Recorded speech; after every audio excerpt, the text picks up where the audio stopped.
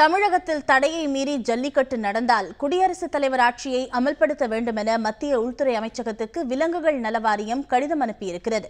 இது தொடர்பாக உள்துறை அமைச்சர் ராஜ்நாத் சிங்கிற்கு விலங்குகள் நல வாரியத்தின் உறுப்பினரும் வழக்கறிஞருமான NG ஜெய்சிம்ஹா கடிதம் எழுதியிருக்கிறார். அதில் உச்சநீதிமன்றத்தால் ஜல்லிக்கட்டுக்கு தடை விதிக்கப்பட்டிருந்த போதிலும் தமிழக முதலமைச்சர் மற்றும் பல்வேறு அரசியல் கட்சியின் தலைவர்களும் ஜல்லிக்கட்டை நடத்துவோம் என்று வெளிப்படையாகவே தெரிவித்து வருவதாக குறிப்பிட்டிருக்கிறார். தமிழகத்தின் சில பகுதிகளில் ஏற்கனவே ஜல்லிக்கட்டு போட்டிகள் நடைபெற்று வருவதாகவும் விலங்குகள் நல வாரியம் தெரிவித்திருக்கிறது. இது அரசியலமைப்பு சட்டத்திற்கு இழைக்கப்படும் அவமரியாதை என்றும் இந்திய ஜனநாயகத்தின் மீதான தாக்குதல் எனவும் விலங்குகள் நல வாரியம் கூறியிருக்கிறது. இதேபோல் தடை செய்யப்பட்டிருக்கும் சேவல் சண்டை போட்டியை ஆந்திராவில் MLAக்கள் கோணுகுண்டல சூரியநாராயணா மற்றும் ரகுராமகிருஷ்ணராஜ் ஆகியோர் தொடங்கி வைத்து போட்டியை நடத்த ஊக்கமளித்துள்ளனர் என்றும் கடிதத்தில் தெரிவிக்கப்பட்டிருக்கிறது.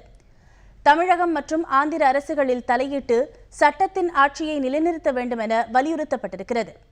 சட்டத்திற்கு எதிரான அலட்சியம் தொடர்ந்தால் அரசியலமைப்பு சட்டம் 356வது பிரிவை பயன்படுத்தி குடியரசுத் தலைவர் ஆட்சியை மத்திய அரசு கொண்டுவர வேண்டும் என விலங்குகள் நல வாரியம் மத்திய அமைச்சர் ராஜ்நாத் சிங்கை கேட்டுக் கொண்டுள்ளது.